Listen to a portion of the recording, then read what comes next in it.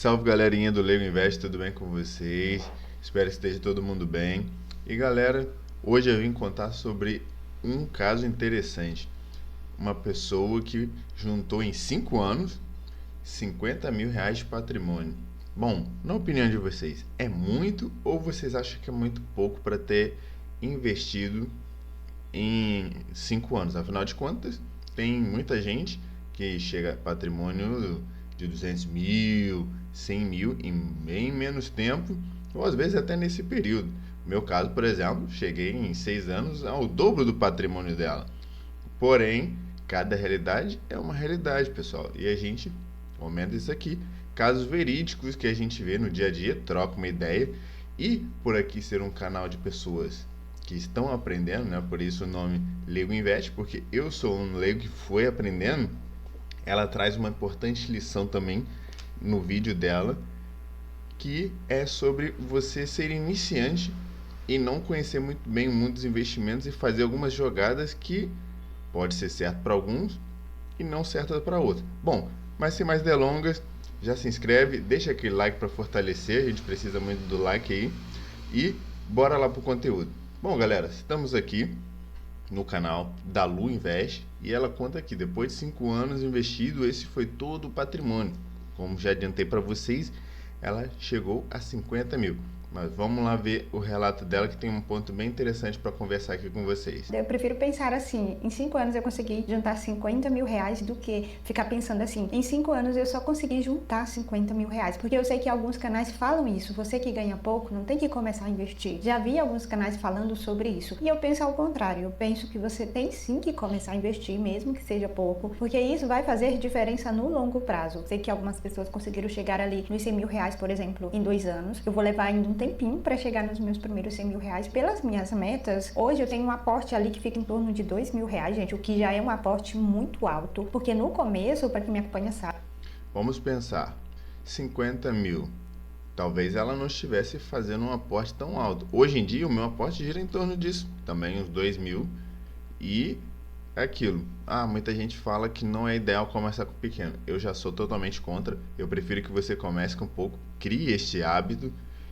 Mas você pode cometer erro e perder dinheiro. Galera, pense sempre, um lugar seguro para eu colocar meu dinheiro.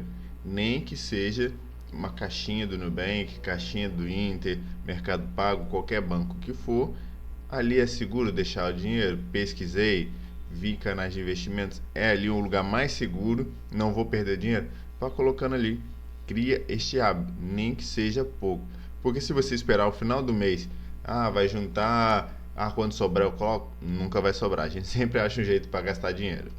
No começo, gente, eu investia ali em torno dos 250 reais, então era bem Aumentou pouco. Comecei 100%. investindo 218. Se eu coloco aqui desde o início, vocês podem ver que o meu primeiro investimento foi 218 reais, gente, que eu investi no Tesouro Direto. Não entendia nada sobre ações, fundos imobiliários, enfim. Comecei ali colocando o meu dinheiro num lugar seguro, que eu considerava seguro. E sim, é seguro, gente. O Tesouro Direto é um investimento bem seguro. Então eu comecei investindo esse valor. Hoje, gente, o meu aporte fica aqui em torno, por exemplo, meu aporte, se eu coloco aqui lançamento, o meu aporte, por exemplo, aqui, gente, desde 2024 que eu venho fazendo um aporte muito bom. Se eu coloco aqui, desde o início, vamos ver aqui quanto que eu fazia de aportes. Vocês podem ver, meu primeiro aporte foi 218 reais. Depois, 144 reais. Olha quanto que eu aportava, gente. Em 9 de 2021, esse foi o meu aporte. É 144 reais. Então, vocês podem pensar, nossa, Lu, você investia pouco. E por eu não entender muito sobre investimentos, eu ainda acontecia de eu vender os meus ativos, que era errado. Porque no começo nós ficamos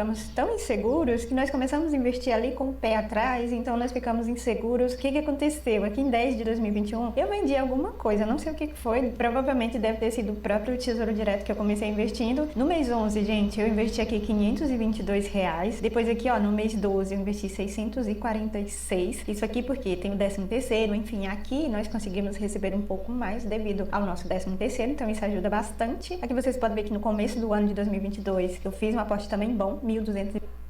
E é aquilo, galera, que a gente sempre comentou. Também já falei em outros vídeos. 13º, férias, tenta reservar uma parte desse dinheiro.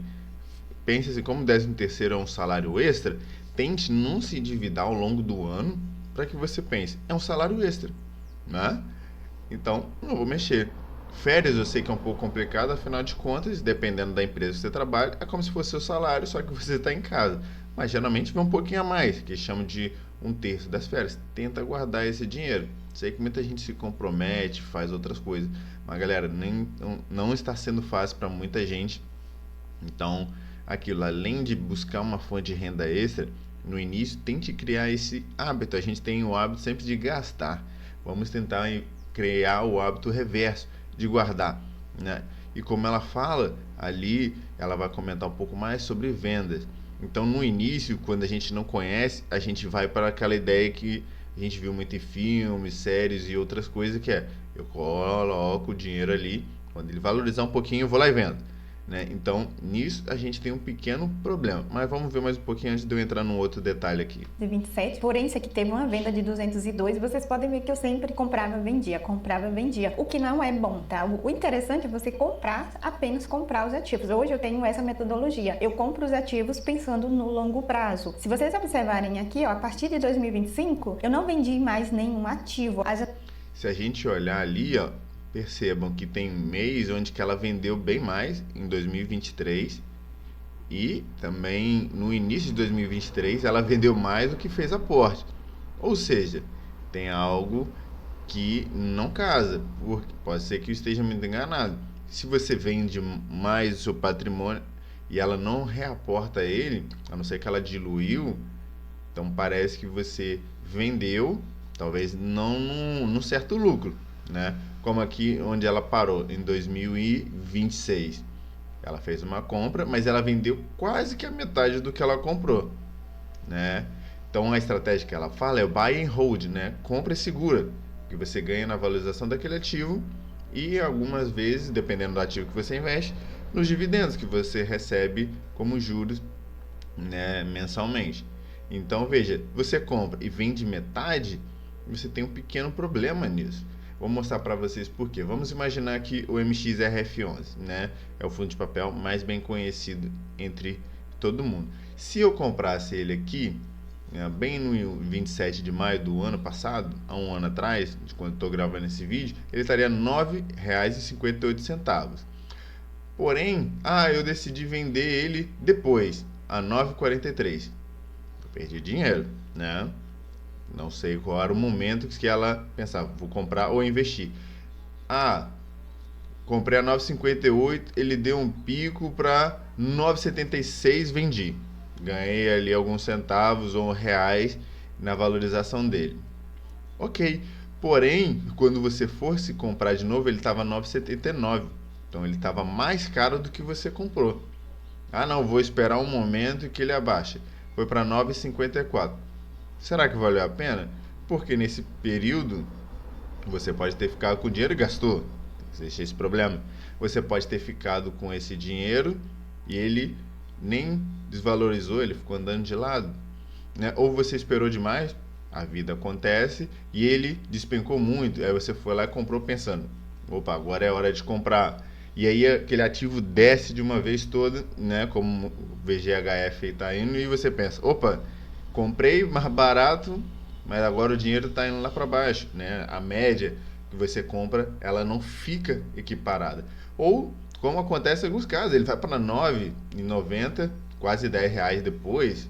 Aí você fala, caramba, agora vai ficar mais caro para eu ter a mesma quantidade de ativos que eu tinha.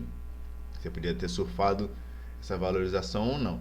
Então, e você vai perdendo esses possíveis dividendos, se forem ações que paguem dividendos ou fundos imobiliários. Então, nem sempre é uma boa estratégia você fazer, né? Até porque você tem que ficar toda hora de olho no mercado para ver se ele está ou não subindo. Então, você vira um trader, né? Vai fazendo essa troca, mas aí você precisa de tempo e acompanhar o mercado. O HGLG, se ela fizesse essa mesma estratégia, há um ano atrás ele estaria R$ 161, né? E imagina que ela falasse assim, vou vender. Poxa, ela ia ter que esperar um bom período, afinal de contas, até agosto, praticamente 3 meses aí de queda do HLG. Então, ela ia ter que falar, vou esperar um pouco. Aí ele começou a se recuperar ali aproximadamente, vamos supor aqui o pico, 162, ele só foi voltar para... nem voltou mais a 162. Então, aqui ele deve ter chegado o pico a 162,90. praticamente setembro, de março a setembro. E se ela perdeu essa janela, é que eu estou comentando aqui, voltou para 160, caiu para 157, então ele ficou oscilando e atualmente, né, no 154. Então imagina, se a pessoa compra lá e pensa em vender, ela estaria perdendo dinheiro, né? E aquilo, se ela vendeu lá embaixo, pensando, vou comprar quando estiver mais barato, ela perdeu todo o dividendo que ele poderia ter sugerido em um ano. Se por cota eles têm pago a cerca de R$1, então são R$12 no mês. Então se eu comprei a cota 161 e hoje em dia está 154, com R$1 por cota, minimamente que eles pagam, eu já teria essa desvalorização coberta, né? Porque durante um ano eu recebi R$1 por cota que eu tinha. Então, se eu vendia isso, eu não recebi nem a cota e ainda fiquei no prejuízo. Então, ao meu ver, não compensa tanto você fazer essa estratégia. Bom, mas diga aí nos comentários a opinião de vocês, se vocês compram e vendem ou tem uma outra estratégia que não seja comprar e segurar. Bom, galera, fico por aqui. Um abraço, até o próximo vídeo.